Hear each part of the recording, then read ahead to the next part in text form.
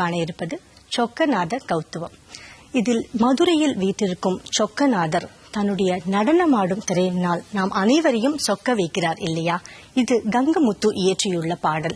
இதில் சொக்கநாதனுடைய அழகும் அமைப்பும் காட்டப்படுகிறது. அதேபோல் அவருடைய நடனமாடும் அழகு மிக பிரம்மாண்டமாக இப்பாடலில் காணப்படுகிறது.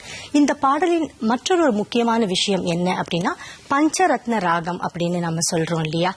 நாட்டை, வராளி, ஸ்ரீ, ஆரபி போன்ற பல 5 ராகங்கள் வரிசையாக வரும். எப்படி நமக்கு தியாகராஜுடைய பஞ்சரத்ன கிருதிகள் இருக்கிறதோ அதே போல் இந்த பஞ்சரத்ன ராகமும் அமைந்துள்ளது.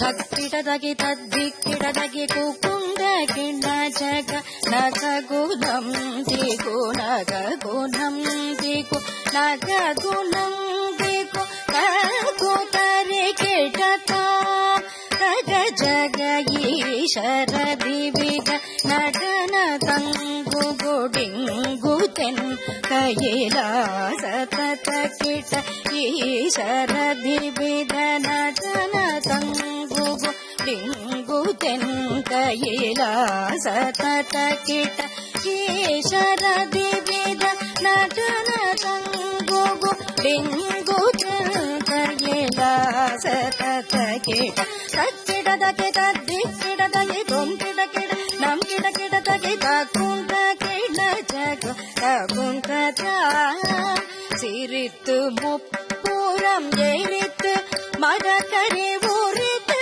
பொறி சடை விரித்து வைகையில் மண் சுமந்தவர். சிரித்து முப்புறம் எரித்து மரக்கரை உரித்து பொறி சடை விரித்து வைகையில் மண் சுமந்த